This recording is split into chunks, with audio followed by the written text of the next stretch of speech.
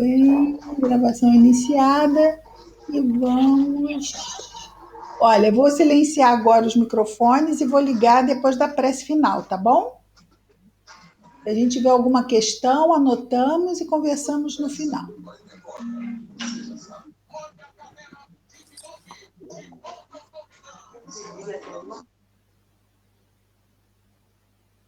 Muito bem. Muito bem. Então, sejamos todos mais uma vez muito bem-vindos à nossa reunião pública online das nossas tardes, noites de domingo. E aqui juntos estudamos o Evangelho narrado por Mateus, sob a visão da doutrina espírita. E antes de começarmos, então, vamos fazer a nossa prece.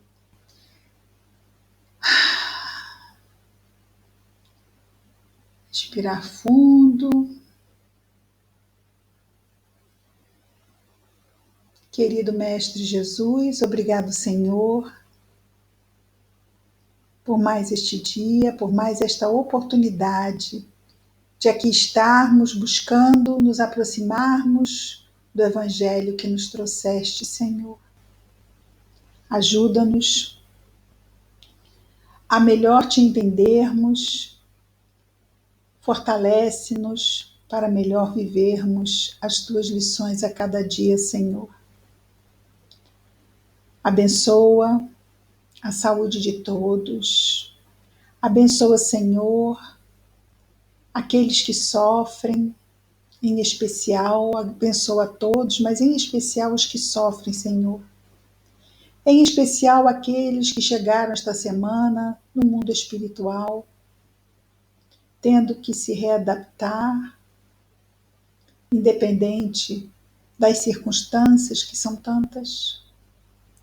Abençoa a nós que ficamos, as famílias que ficam. Que as tuas bênçãos estejam sempre, Senhor, nos nossos corações, com essa certeza que o Senhor nos traz. Obrigado por tudo, Jesus amado. Graças a Deus.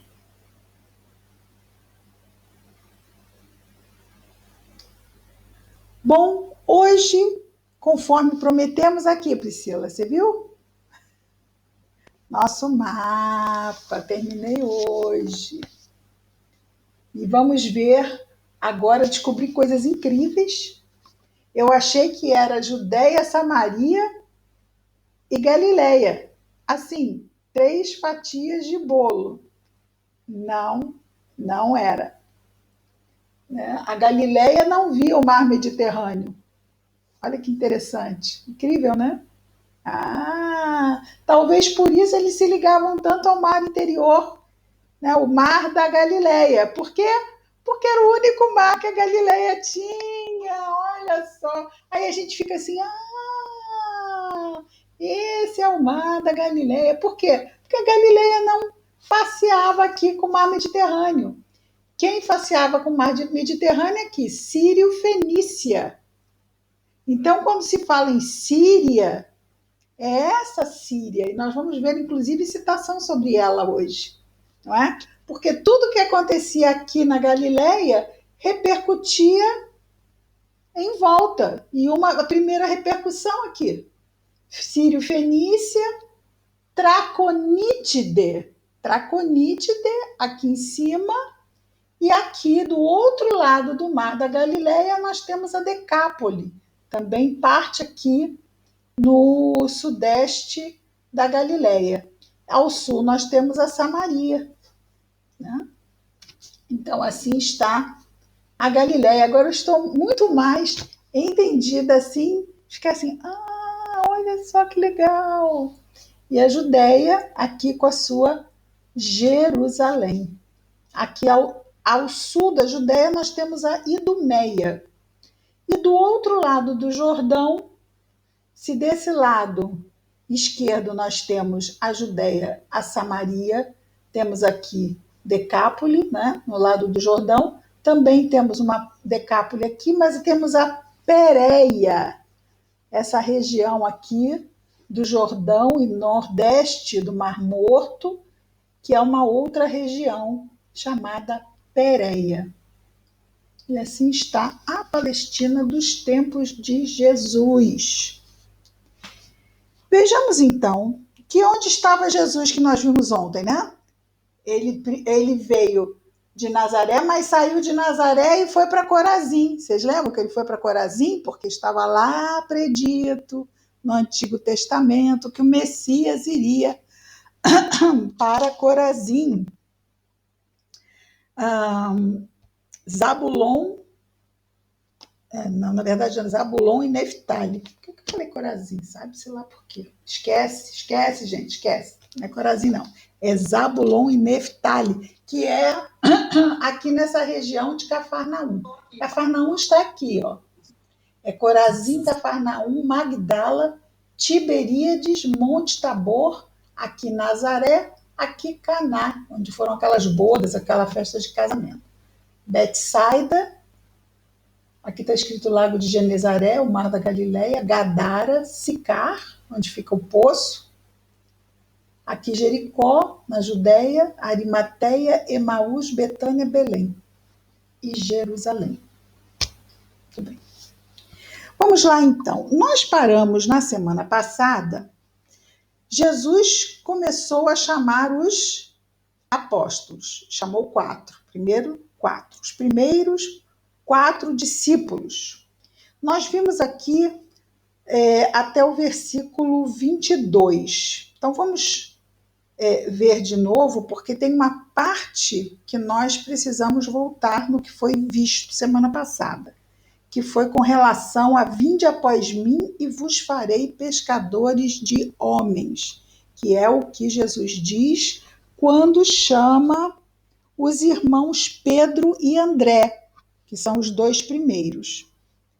Então, enquanto circulava junto ao mar da Galileia, viu 2 irmãos, Simão, chamado Pedro, e André, seu irmão, lançando a rede circular no mar, pois eram pescadores. Diz-lhes: vinde após mim e vos farei pescadores de homens. Muito bem. Então, nessa afirmação de Jesus, ele diz: vinde após mim. Então, essa é uma condição para a afirmação seguinte, não é? Que é: vos farei pescadores de homens. Ora, ora, ora. Existe o verbo que Jesus usa, que é o verbo pescar.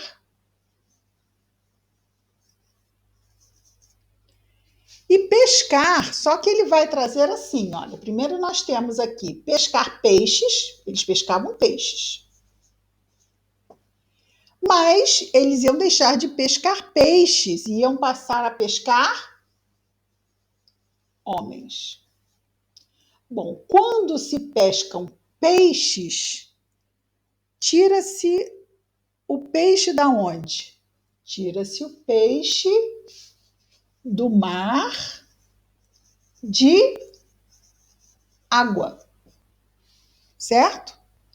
E quando se pescam homens, tiram-se os homens de que mar? Do mar da materialidade. Do mar da ilusão. Porque nós estamos mergulhados nessa materialidade. Mas essa materialidade é meio, não é fim. Nós acreditarmos que somos daqui, somos peixes desse mar, é um engano, é uma ilusão. Então, ao pescarem os homens, eles poderão tirar esses homens da ideia de materialidade. Bom, eles pescando peixes, pescam alimento, porque peixe é alimento. Mas, quando eles pescam homens, eles pescam o que deve ser alimentado. E ele é alimentado exatamente quando, é claro, ele tem que aceitar, ninguém pesca ninguém à força, não é isso?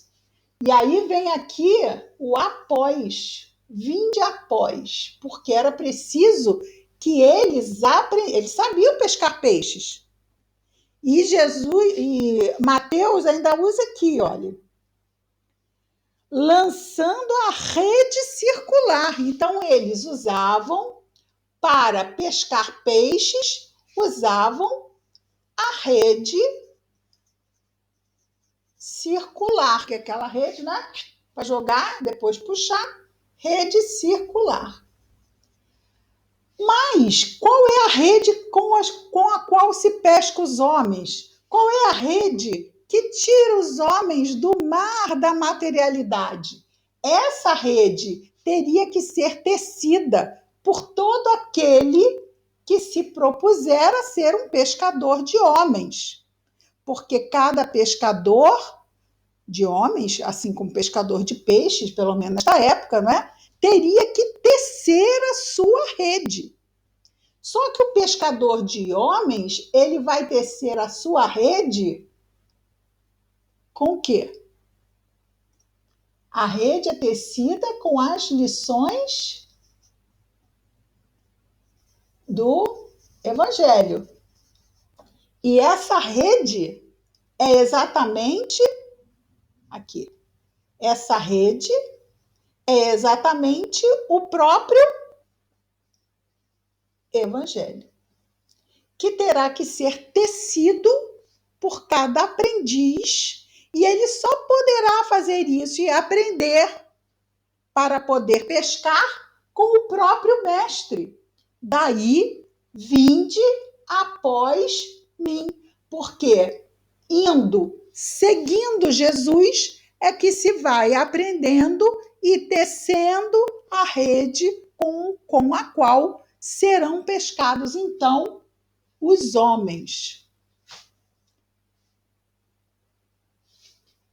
Interessante? Eu também achei muito interessante. E ele, tudo bem? Se tivermos dúvidas, vamos anotar, no final a gente conversa mais sobre isso. E ele continua: vinde após mim e vos farei pescadores de homens. Eles, deixando imediatamente as redes, essas redes de pescar peixes, seguiram-no. Avançando dali, viu outros 2 irmãos, Tiago, filho de Zebedeu, e João, seu irmão, no barco com Zebedeu, pai deles, restaurando suas redes. Redes, interessante que tanto nos 2 irmãos, no primeiro caso, como no segundo, Mateus destaca o trabalho que eles faziam com as redes, né?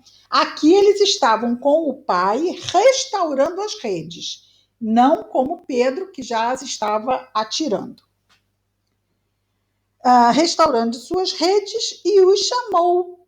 Eles, deixando imediatamente o barco, e o pai o seguiram.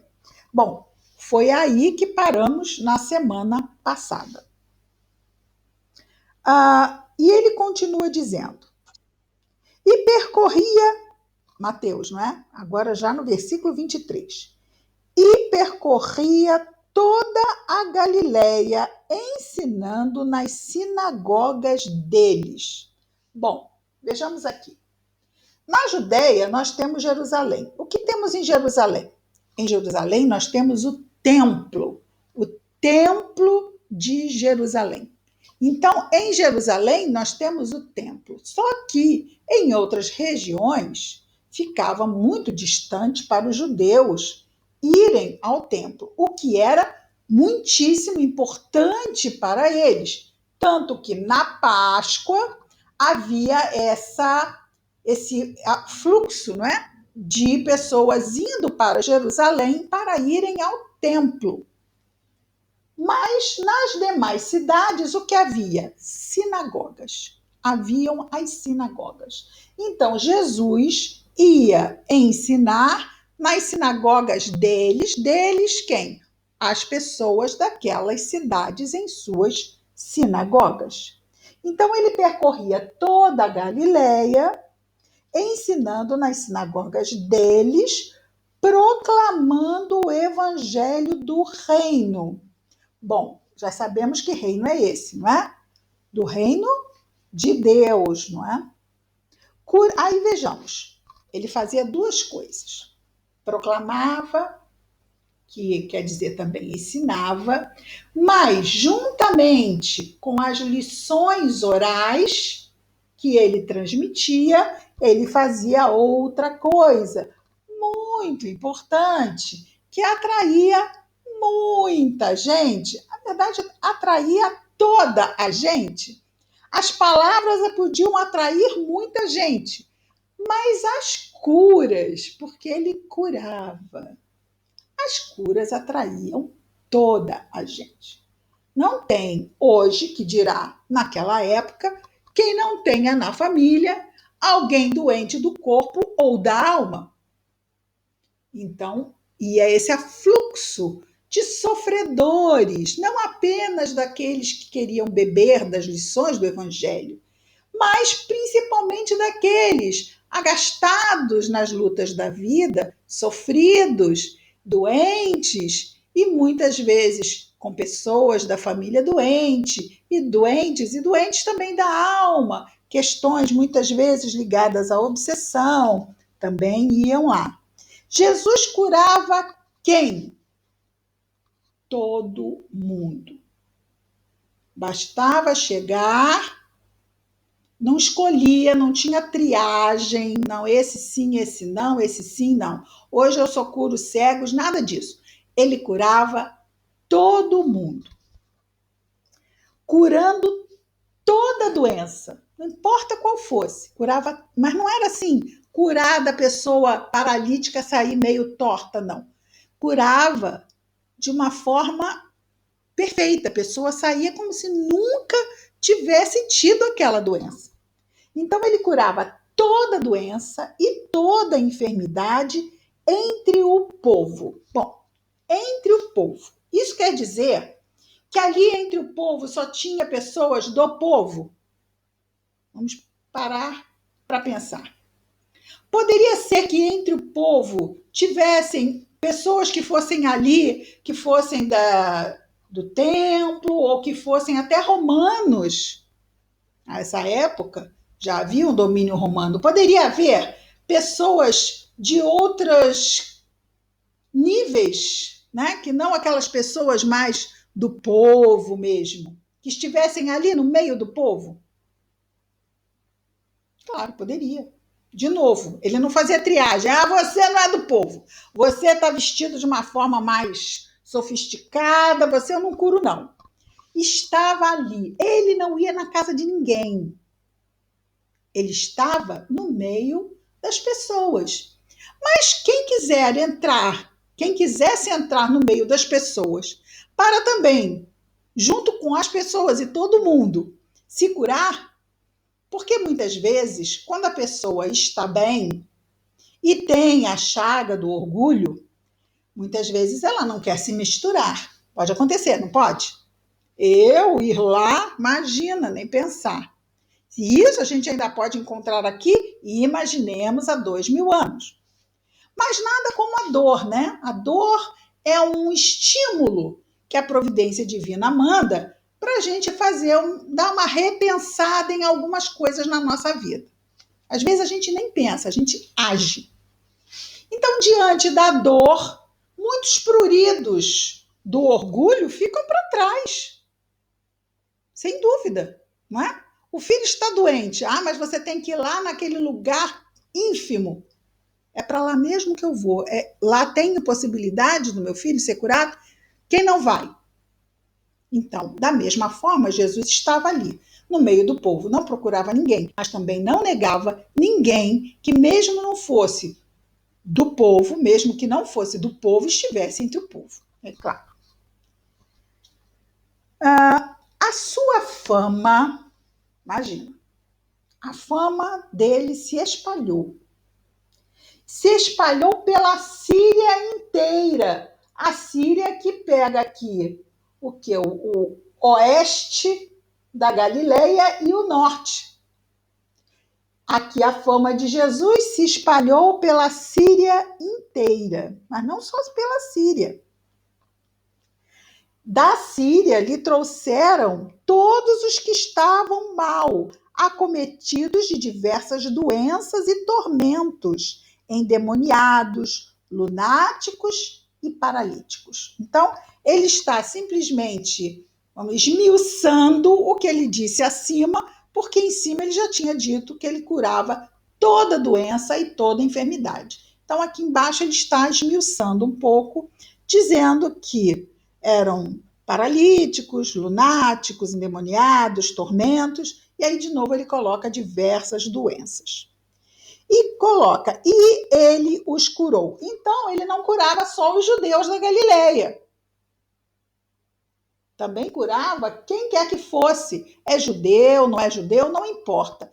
É porque Jesus não vê a personalidade. Jesus vê a individualidade mortal.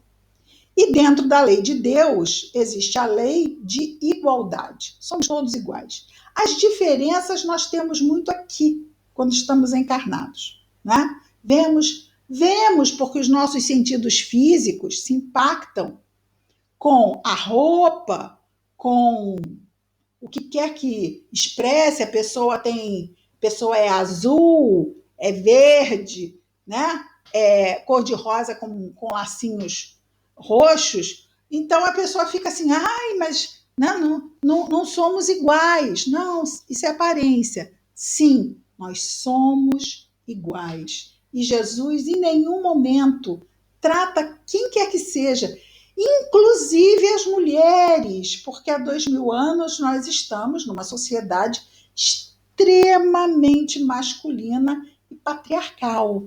Não é? E as mulheres eram vistas como quase coisas. Né?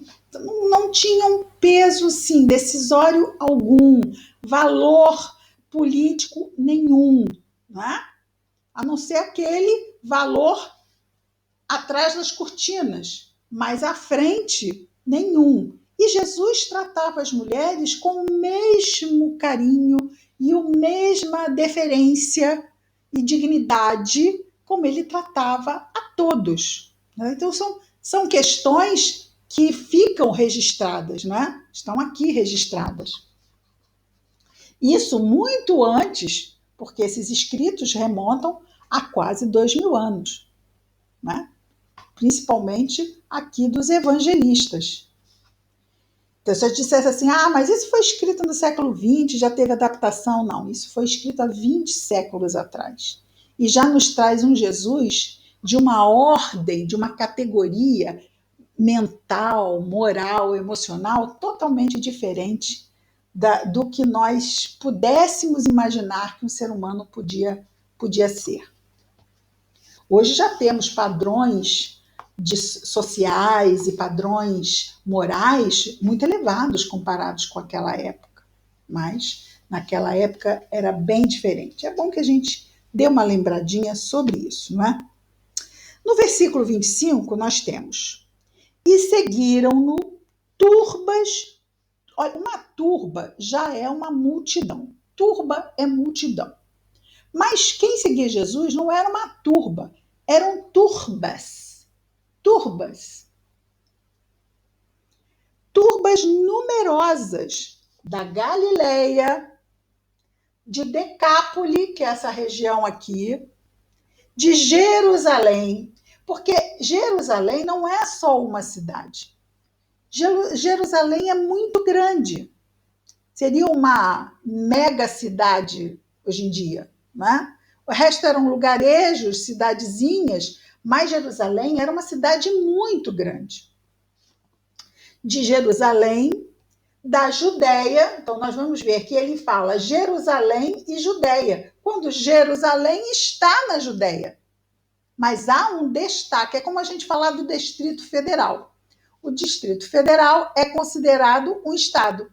Assim também, Jerusalém poderia ser considerada como o Distrito Federal, em grossas linhas, não é? Decápolis, Jerusalém, da Judéia e do outro lado do Jordão. Do outro lado do Jordão, além da Decápolis, nós temos aqui a Pérea, né? Mas ele não cita Pérea, ele só diz do outro lado do Jordão. Muito bem, então, nós temos a chamada dos 4 primeiros apóstolos e o impacto do início da sua missão. Vejamos que o que é que nós percebemos, sentimos uma certa falta, mas não tem problema, porque depois nós vamos ter isso em outra narrativa, das bodas de Caná. Quem não sente falta das bodas de Caná, que acontece antes de Jesus começar a chamar os seus apóstolos? As bodas de Caná é uma festa de casamento em que ele vai com os irmãos, com a mãe. Uma festa, né? Ele vai como uma pessoa qualquer, não era para ele fazer nada. Mas a mãe, ao terminar o vinho, aciona o filho, porque sabia o filho que tem, né? Sabia o filho que é Jesus. E aí fala com os empregados da festa que fossem procurar Jesus para resolver o problema que o vinho tinha acabado. Não vamos dar spoiler, quem não conhece, no futuro, quando virmos uma outra narrativa, vamos ver sobre essa passagem, que acontece antes de Jesus começar a chamar seus apóstolos, né? A escolhê-los. Então, ele começa aqui na narração de Mateus, na região da Galileia, a pregar nas sinagogas. Por que nas sinagogas? Jesus pregava em vários lugares, inclusive, e ele vai, daqui a pouquinho, ele vai subir no monte para pregar para a multidão. Mas, olha que interessante que Mateus destaca que Jesus ia nas sinagogas pregar. Ora, ele é judeu. Ele podia atender todo mundo, mas Jesus veio entre os judeus. E isso é muito importante, porque os judeus, eles têm o Deus único. E exatamente o monoteísmo, na verdade, dos hebreus, não é? Ele fez com que Jesus, como Messias, viesse, porque isso já trouxe para o planeta um grande avanço, que até então havia apenas o quê? Muitos deuses, muitos deuses, muitos deuses, representando, muito ligados às forças da natureza, e o Deus único puxou, vamos dizer, para os hebreus essa possibilidade não só da primeira revelação, que veio com Moisés, que tirou o povo do cativeiro do Egito, de 400 anos de cativeiro no Egito, e durante a travessia do deserto do Sinai, ele então recebeu a primeira revelação das leis de Deus. Jesus vem trazer a segunda, no mesmo povo. E aí ele vai nas sinagogas, porque ele vai como judeu e era reconhecido como mestre porque conhecia em profundidade a Torá, conhecia em profundidade tudo que estava lá no Antigo Testamento. Vamos pensar que Jesus era filho de um carpinteiro. Os mestres eram, vamos dizer assim, exigia muito estudo. Como aquele filho de carpinteiro poderia saber tanto? Fato é que ele sabia, e já aos 12 anos, quando os pais o perdem de vista, vão encontrá-lo exatamente no Templo de Jerusalém, entre os doutores da lei, com 12 anos de idade, conversando sobre as leis, conversando sobre a Torá, sobre principalmente, é claro, não é? Porque eu não vim destruir as leis, eu vim dar-lhe cumprimento. O foco de Jesus está nas leis de Deus, e no caso dos 10 mandamentos. Bom, também, essa passagem de Jesus aos 12 anos não é contada por Mateus. Nós vimos aqui. É contado por Mateus, mas a parte do precursor, porque isso tinha sido lá predito no Antigo Testamento. O que acontece depois? Entramos no capítulo 5. Agora vamos ver 3 grandes capítulos. Não grandes na extensão propriamente, estamos falando de grandes capítulos doutrinários do Evangelho, porque nesses 3 capítulos, o 5, o 6 e o 7, Jesus vai trazer um condensado de todo o Evangelho no Sermão do Monte ou no Sermão da Montanha. O início do sermão é aberto com as bem-aventuranças. Na terceira obra básica da doutrina espírita, o Evangelho segundo o Espiritismo, Allan Kardec traz várias das bem-aventuranças e as desdobra em alguns capítulos dos 28 que compõem o Evangelho segundo o Espiritismo. Vejamos então as bem-aventuranças. Nas bem-aventuranças, Jesus nos coloca condições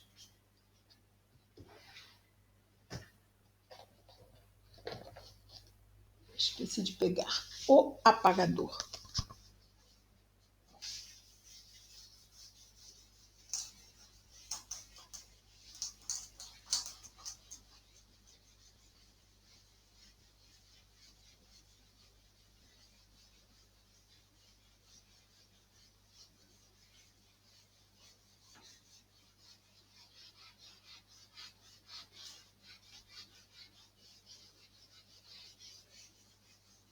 Muito bem. Nas bem-aventuranças, Jesus nos coloca vivências e contextos sobre essas vivências. As vivências, os contextos. E ligando as vivências aos contextos, nós temos verbos. O verbo ser, o verbo estar. Algumas vezes no presente, algumas vezes no futuro.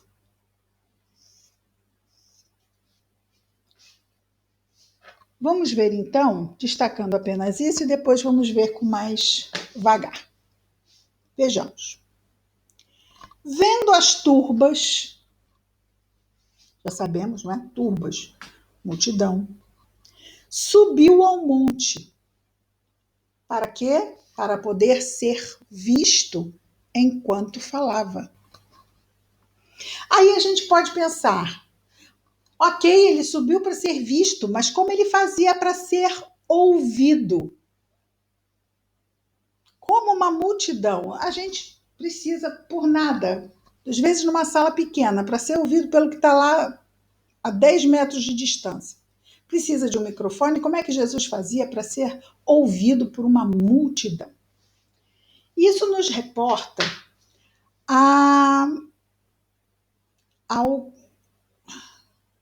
aquele que morreu de gripe espanhola, que sabia que eu ia querer me lembrar o nome dele e não ia lembrar. Priscila, você está aí? Como é o nome dele? De Sacramento. Ou alguém. Fala, Priscila. É o. Hã? Ah, é. Eu desliguei, né? Tá, tá. E eu não vou lembrar, porque agora que eu fico. Fala, Pri.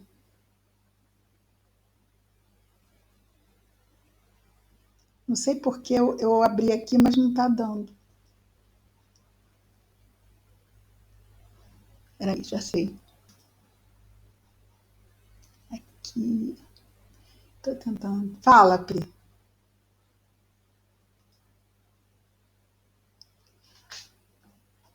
Fala, Pri. Você está escrevendo? Pode falar, já abri. Já ativei.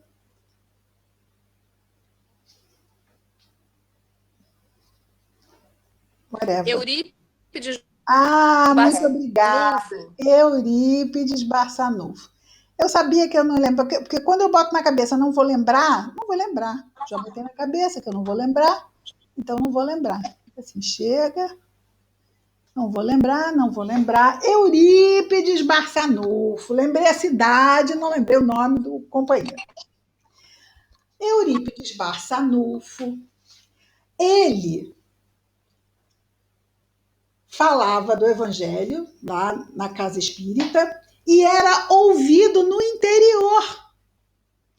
As pessoas que estavam no campo nem ver não viam Eurípides. Quem quiser ver aquele DVD, não sei, agora deve ter vídeo no YouTube, não é?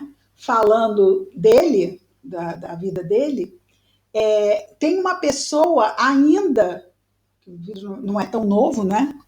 Que conheceu alguém que reportou que ouvia lá no interior, na parte do campo, Eurípides na cidade, em Sacramento, fazendo as preleções doutrinárias, era ouvido no campo. Eurípides, sim, era médium de efeitos físicos, não é? Mas Jesus era médium de Deus. Imaginemos, um espírito puro. Tinha alguma dificuldade em se fazer ouvido? Nada. Inclusive, né, dizem, mas eu não posso afirmar, né? Nem vou falar. Não posso afirmar, nem vou falar. Bom, agora eu já comecei, tem que falar, né? De que era as formas de pensamento, ou seja, as ilustrações do que ele dizia, vamos dizer, a parábola do semeador, e o semeador saiu a semear, que havia uma imagem do que ele falava. Bom, é claro que se isso tivesse sido narrado por algum evangelista, não é? Na revisão da igreja, isso seria gentilmente tirado, né? Porque também acho muito difícil que a igreja deixasse passar isso. Bom, mas isso são outras coisas e não vem aqui ao nosso estudo em absoluto. Jesus estava, então, só porque é muito interessante, são 5.000 pessoas. Ele está sendo visto, sim, ele pode ser ouvido. E é óbvio que Jesus não gritava, né? Para ser, você está me ouvindo? Não consigo nem imaginar uma coisa dessa acontecendo. Após assentar-se, aproximaram-se dele os seus discípulos e, abrindo a sua boca, os ensinava, dizendo. Esse termo, abrindo a sua boca, é um termo associado a uma fala com gravidade, a uma fala com propriedade. Abrindo a sua boca. Abre a boca para ensinar, abre a boca para dizer algo nobre e superior. Abrir a boca para falar que envolve uma ação de gravidade, uma ação de peso. Dizendo então, versículo 3, primeira bem-aventurança. Bem-aventurados os pobres em espírito, em algumas traduções, os pobres de espírito, porque deles é o reino dos céus. Então, não é deles será o reino dos céus. Não. Deles é o reino dos céus. Então, aos humildes,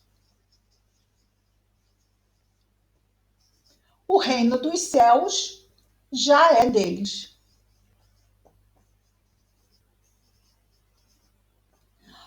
Bom, a humildade é uma virtude.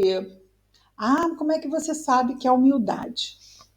Lembra que nós dissemos logo no início que nós estudamos aqui na Mateus, de acordo com a doutrina espírita. E dissemos também que algumas das bem-aventuranças são vistas no terceiro livro da codificação espírita, da codificação feita por Allan Kardec da doutrina espírita. Então, lá no Evangelho segundo o Espiritismo, nós temos um capítulo inteiro dedicado a bem-aventurados os pobres de espírito, que trata exclusivamente da virtude da humildade. É uma virtude, digamos, não fácil, se nós temos que as grandes chagas da humanidade é o egoísmo, uma, o orgulho, outra, e as outras que lhes são derivadas. Até mesmo a vaidade é derivada do orgulho, não é? Então, o orgulho e o egoísmo.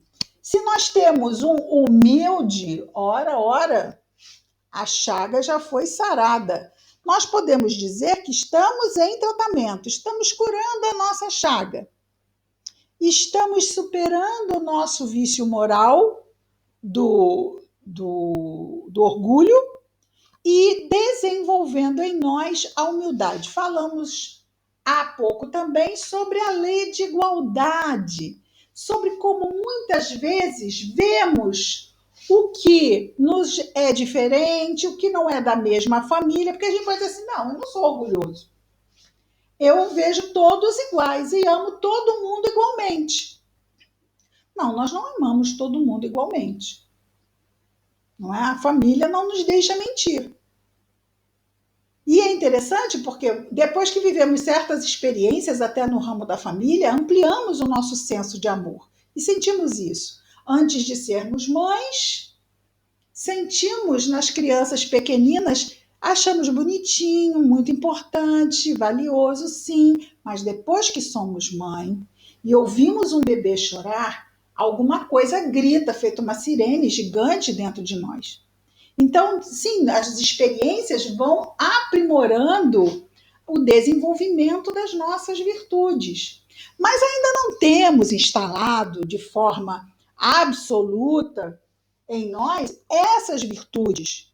Até porque, se tivéssemos, não estaríamos no mundo de provas e expiações, não estaríamos ainda na condição de espíritos imperfeitos. Então, vejamos que Jesus abre as bem-aventuranças com a humildade. E essa humildade é tão difícil para o ser humano enfrentar, que ele precisa disso, que durante muito e muito tempo, pobreza de espírito foi interpretada, e Kardec também fala sobre isso, foi interpretada a conta de pobre coitado. Bem-aventurados os pobres coitados, porque deles, né, é o reino dos céus. Pobre de espírito não é pobre coitado. Muito ao contrário. Ou seja, já se criou um mecanismo de defesa, o orgulho já criou um mecanismo de defesa para não ter que lidar com a necessidade de se desenvolver humildade, porque isso não tem nada a ver com humildade. É pobre de espírito, é um pobre coitado. Realmente, né? Os pobres coitados, Deus me livre de ser um deles um dia, que deles é o reino dos céus, tá bom, dá para eles o reino dos céus também, já são próprios coitados mesmo. Durante muito tempo, lá se pensou dessa forma.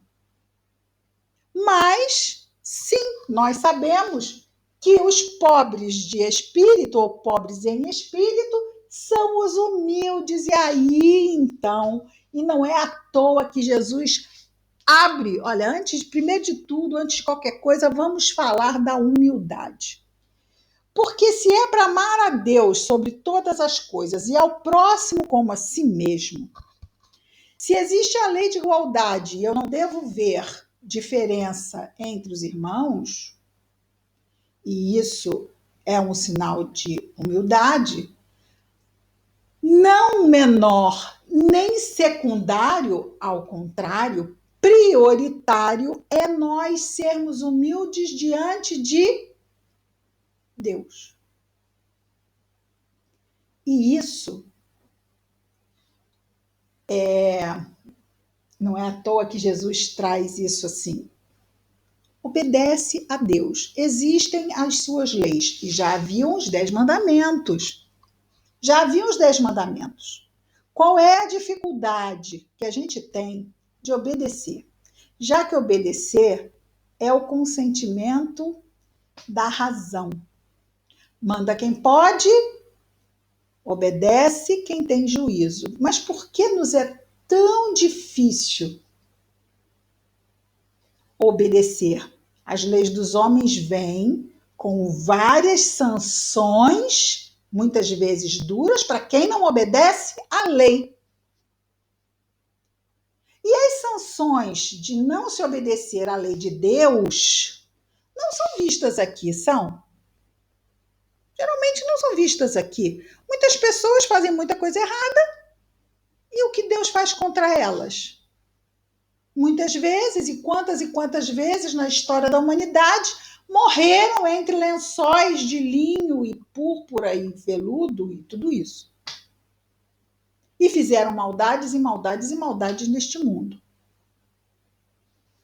Então, onde estão as sanções para a lei de Deus? E é por isso que muitos de nós, ainda na imaturidade, achando que porque não acontece aqui, não vai mais acontecer.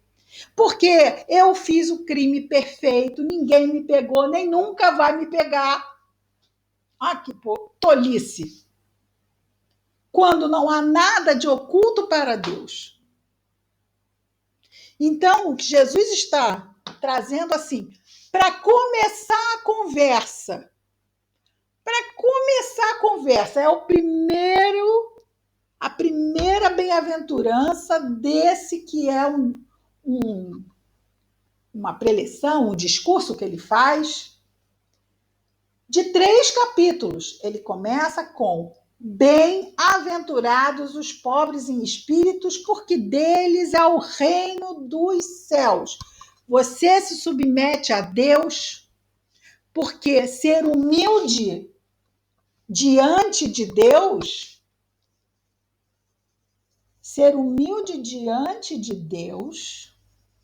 é se submeter. Adolescente não gosta desse termo, e nós somos espíritos teen, né? Somos espíritos ainda adolescentes que muitas vezes nos incomodamos com essa ideia de termos que nos submeter. Como assim eu tenho que me submeter? Mas onde nessa história está o famoso livre-arbítrio? Como eu tenho que me submeter se eu sou livre? Parece que há um certo conflito de ideias.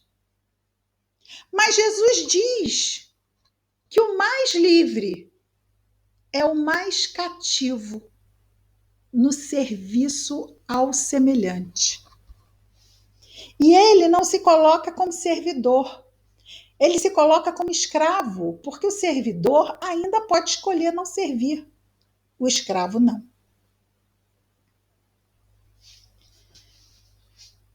Quando nós nos submetemos a Deus, ora, e Deus é perfeito, Deus é Pai, Deus é amor, Deus quer para nós o melhor. Por que então não nos submetermos a Ele? É aquela história, não tem como dar errado? Se Deus é por nós, quem será contra nós? Então nós só temos motivos para nos submetermos a Deus, não é? Só que Deus nos vê como espíritos imortais, não é? E nós, às vezes, nos vemos como encarnados, e é isso aqui, e eu existo é aqui mesmo. Lembrando lá da pesca, eu vos farei pescadores de homens, nós mergulhados no mar da materialidade, achando que isso aqui é que é o nosso mundo. E quando vem Deus e nos diz que não é bem assim, não é não, que nós estamos aqui, mas não somos daqui.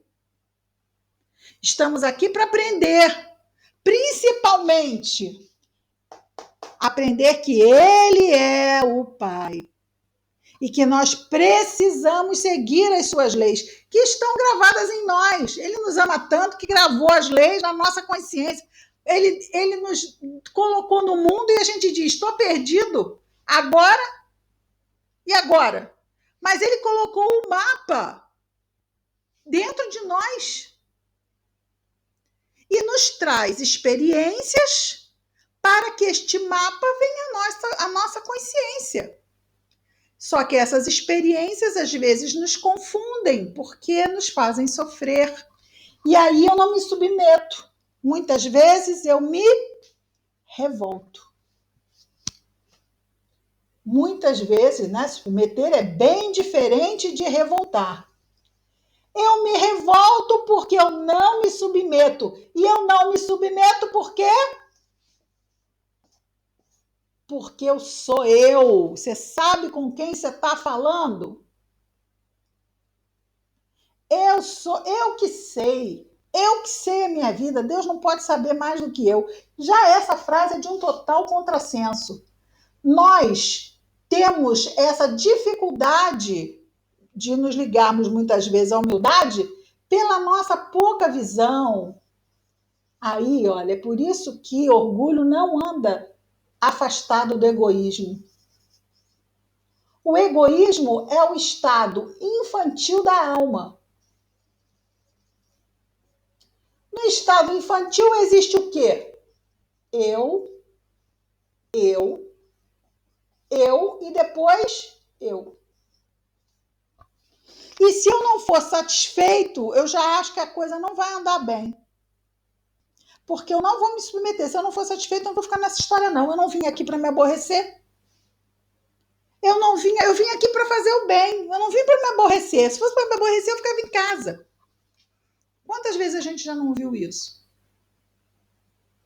E aí eu não vim, eu isso, eu aquilo.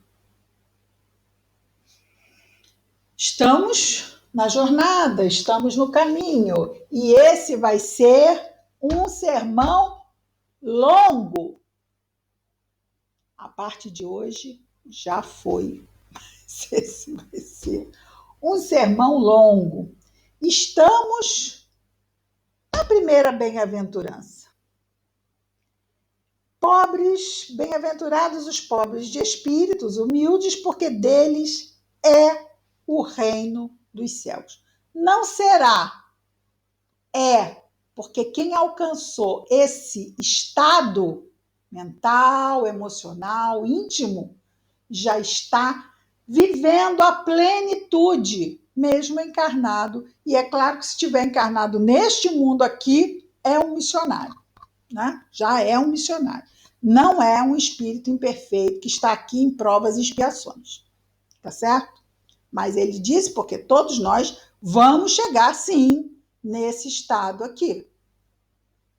Ele está dizendo, ele está falando para todo mundo, não para aqueles encarnados lá de 2000 anos, mas para aqueles lá e nós aqui, do mundo inteiro, espíritos imortais que somos, e não os encarnados que estamos. Vamos fazer a nossa prece.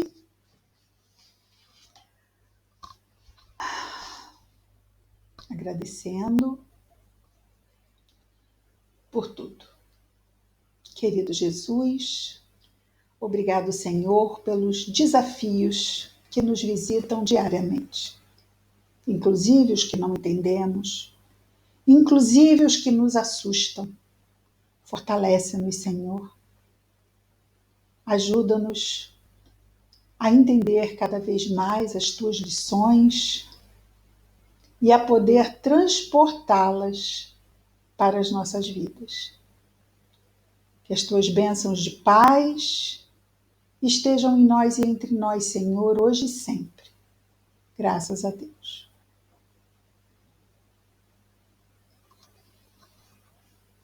Vamos parar